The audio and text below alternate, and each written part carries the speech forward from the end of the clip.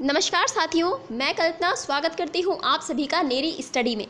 Guys, आज का जो सेशन मैं आपके लिए लेकर के आई हूँ, ये पहली बात तो बहुत इंपॉर्टेंट है आपके लिए और इससे आपको पता चलता है कि आपको खुद कितना आता है, कि आप बिना क्वेश्चन में दिए गए 4 ऑप्शंस के भी क्या उत्तर कर सकते हैं या नहीं कर सकते हैं। आपको खुद कितनी नॉलेज है, उसके लिए आप इन 10 क्वेश्चंस को देखें और देख करके मुझे उत्तर करके बताएं कि इन 10 क्वेश्चंस में आपके कितने सही हुए। आज का जो सेशन है वो है 10 वन लाइनर क्वेश्चंस का। और अगर आपने अभी तक मेरी स्टडी को सब्सक्राइब नहीं किया है तो तुरंत इसे सब्सक्राइब करें और जितना ज़्यादा हो सकता है प्लीज़ वीडियो को शेयर किया करें। एक शेयर तो आप कर ही सकते हैं। तो जितने भी लोग देख रहे हैं ये वीडियो, मैं उनसे रिक्वेस्ट करूँगी कि प्लीज़ एक शेयर ज़रूर किया करें। FB पर, व्हाट्सएप पर, कहीं भी अपने एक फ्रेंड को प्लीज़ ये वीडियो ज़रूर शेयर करें। स्टार्ट करते हैं हमारे 10 वन लाइनर क्वेश्चंस और ये आपको बताएंगे कि आपको कितना आता है। तो पहले क्वेश्चन की अगर तरफ हम चलते हैं तो पहला क्वेश्चन कहता है कि राउरकेला, भिलाई और दुर्गापुर उद्योग की स्थापना किस पंचवर्षीय योजना के दौरान हुई थी। सीधा सीधा प्रश्न है, आपको बस ये बताना है कि वो कौन सी पंचवर्षीय योजना थी जिसके दौरान राउरकेला, भिलाई और दुर्गापुर उद्योग की स्थापना हुई थी। यदि आपको आंसर आता है तो अब तक आपने इसका उत्तर सोच लिया होगा कि वो कौन सी पंचवर्षीय योजना थी। तो चलिए मैं इसका उत्तर आपको बता देती हूँ। इसका आंसर है द्वितीय पंचवर्षीय योजना।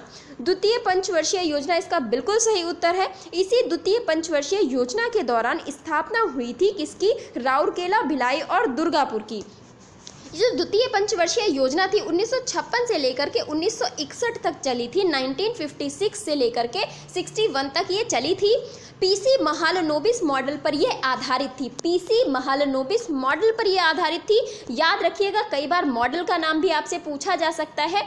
तो पहली जो थी वो हेराल्ड डोमर मॉडल पर थी, दूसरी कौन सी थी? पीसी महालनोबिस, और तीसरी कौन सी थी? सुखमय चक्रवर्ती। नाम तो उसका ज़रूर था सुखमय चक्रवर्ती, परंतु वो सबसे ज़्यादा दुखदाई कह सकते हैं कि वो सबसे ज़्यादा असफल रही थी। तो जो उसके उद्देश्य थे उनकी प्राप्ति बिल्कुल ही नहीं हो पाई थी। तीसरी पंचवर्षीय योजना सबसे असफल योजना कही जा सकती है। इसके अलावा अगर हम देखें तो राउरकेला की स्थापना हुई थी वो जर्मनी के सहयोग से हुई थी। वही भिलाई की स्थापना हुई थी रूस के सहयोग से, और दुर्गापुर जो उद्योग था उसकी स्थापना हुई थी ब्रिटेन के सहयोग से। तो ये भी आपसे पूछा जा सकता है कि राउरकेला की स्थापना किस देश के सहयोग से हुई थी। तो ये आपके लिए याद करने योग्य तथ्य है। चलते हैं नेक्स्ट क्वेश्चन की तरफ। नेक्स्ट क्वेश्चन क्या कहता है कि प्रच्छन्न बेरोजगारी क्या है। प्रच्छन्न बेरोजगारी या छुपी हुई बेरोजगारी क्या है। तो क्या आपको पता है कि प्रच्छन्न बेरोजगारी हम किसे कहते हैं या किस क्षेत्र में इस प्रकार की बेरोजगारी देखी जाती है ज़्यादातर। तो चलते हैं इसके आंसर की तरफ। इसका आंसर देख लेते हैं। इसका उत्तर है ऐसी स्थिति जहां लोग प्रत्यक्ष रूप से कार्य कर रहे हैं परंतु ये सब इनकी क्षमता से कम कार्य करते हैं। कहने का मतलब ये है कि जैसे आप कोई क्षेत्र देख लें कि एक क्षेत्र है या एक खेत का हम उदाहरण ले लेते हैं। एक खेत में कई सारे लोग काम करते हैं। एक ही घर के आप समझिए कि 10 लोग काम कर रहे हैं। तो यदि 2 लोग काम करेंगे तो भी उतनी ही फसल उगेगी, और यदि 10 लोग काम करेंगे तो भी फसल उतनी ही उगेगी। तो इसे क्या कहते हैं? प्रच्छन्न बेरोजगारी की। काम तो 2 लोगों के लायक है पर कर उसे 10 लोग रहे हैं, तो जो 8 लोग कर रहे हैं वो बेरोजगार ही समझे जाएंगे। वो छुपी हुई बेरोजगारी कहलाती है कि वो अपनी योग्यता के अनुसार काम नहीं कर पा रहे हैं, उन्हें काम नहीं मिल रहा है, तो उसे छुपी हुई बेरोजगारी कहते हैं। कृषि के इस क्षेत्र में, कृषि में इस प्रकार की बेरोजगारी पाई जाती है। अधिकतर जो बेरोजगारी है कृषि में देखी जाती है, क्योंकि कृषि में कई सारे लोग लगे तो रहते हैं परंतु कार्य उतने लोगों का नहीं होता है, ना ही लाभ उतना होता है। लाभ उतना ही होगा, फसल उतनी ही होगी, चाहे एक खेत में 20 लोगों को काम करने के लिए लगा दिया जाए। इसकी सीमांत उत्पादकता शून्य होती है। ये बहुत इंपॉर्टेंट बात है कि जो प्रच्छन्न बेरोजगारी होती है इसकी सीमांत उत्पादकता क्या होती है? शून्य होती है। और ऐसे भी प्रश्न आपके लिए बनता है, तो ये क्वेश्चन आपके लिए बहुत इंपॉर्टेंट है। नेक्स्ट क्वेश्चन हम देखते हैं। और नेक्स्ट क्वेश्चन क्या कहता है कि प्रश्न संख्या 3 कहता है कि प्राचीन भारत का कौन सा राजा था जिसने 1200 द्वीपों पर आधिपत्य स्थापित किया था। बहुत बार इतिहास में ये प्रश्न पूछा गया है और जितने भी इस तरीके के मोस्ट इंपॉर्टेंट क्वेश्चंस होते हैं मैं उन्हीं को ऐड करती हूँ। तो ये क्वेश्चन कह रहा है कि प्राचीन भारत का कौन सा राजा था जिसने 1200 द्वीपों पर आधिपत्य स्थापित किया था। इसका आंसर आपको आशा करती हूँ कि पता होगा। दक्षिण भारत का ये राजा था और इसका जो सही उत्तर है वो है राजराज प्रथम। इसका सही उत्तर है राजराज प्रथम। चोल वंश का ये राजा था राजराज प्रथम। और कहते हैं कि न सिर्फ 1200 द्वीपों पर बल्कि लक्षद्वीप और अपने पड़ोसी मालदीव तक को इसने विजित कर लिया था। यहाँ पर इसका शासन चलने लगा था और आगे भी जो इसके बाद जो राजा हुए कई सारे राजाओं ने भी इसी प्रकार से अपना आधिपत्य बनाए रखा, जो कि मैंने अपने इतिहास के वीडियो में बिल्कुल विस्तार पूर्वक बताया है। तो यदि आप चोल साम्राज्य को पढ़ना चाहते हैं तो वो वीडियो इतिहास का ज़रूर देखें। नेक्स्ट क्वेश्चन की तरफ चलते हैं। आशा करती हूँ कि ये क्वेश्चन आपको आता होगा। हर्षवर्धन और पुलकेशिन द्वितीय के मध्य हुआ संघर्ष किस नदी के किनारे हुआ था। तो वो कौन सी नदी थी जिसके किनारे हर्षवर्धन और पुलकेशिन द्वितीय के मध्य संघर्ष हुआ था। तो क्या था कि हर्षवर्धन तो उत्तर भारत का राजा था और जो पुलकेशिन द्वितीय था इसका क्षेत्र नीचे का आप कह सकते हैं, जो दक्कन का क्षेत्र था वहाँ पर शासन करने वाला पुलकेशिन द्वितीय था।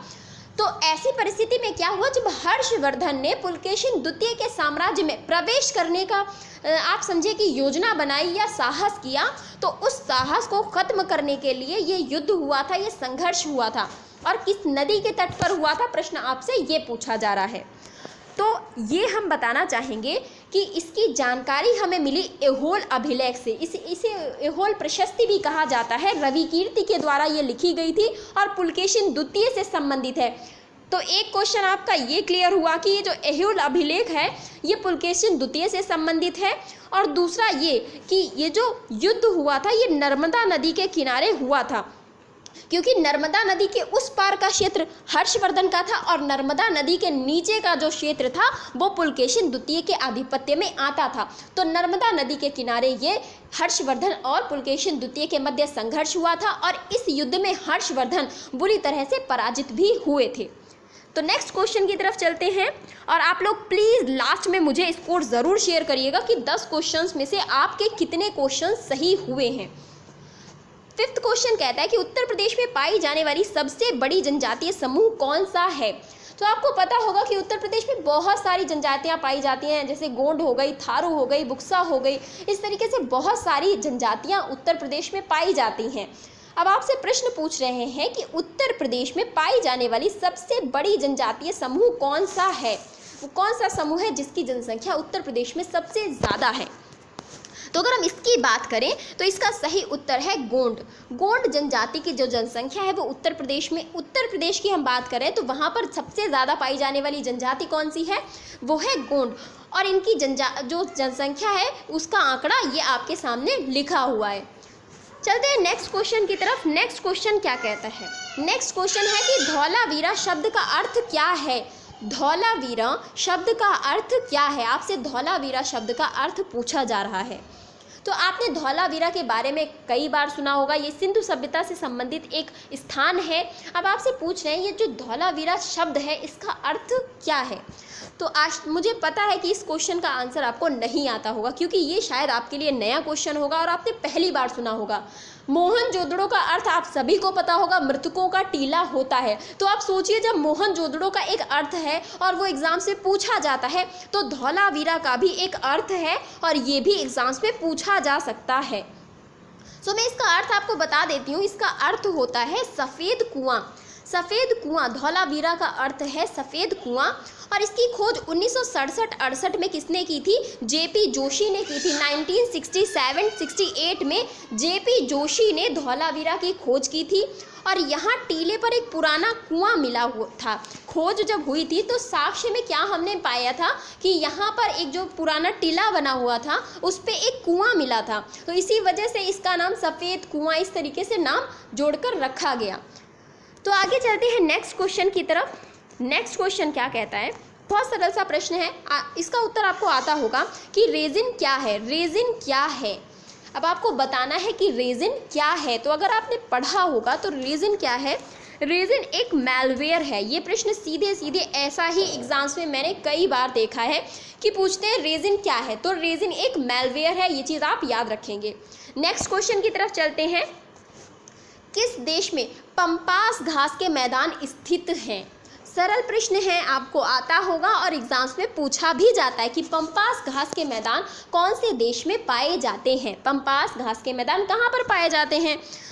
तो इसका उत्तर देख लेते हैं। इसका उत्तर है अर्जेंटीना। अर्जेंटीना इसका बिल्कुल सही उत्तर है। दक्षिणी अमेरिका, जो दक्षिण अमेरिका है, अर्जेंटीना उसका भाग है और मुख्य रूप से ये अर्जेंटीना में अवस्थित है, परंतु इसका जो विस्तार है वो उरुग्वे और ब्राज़ील में भी है।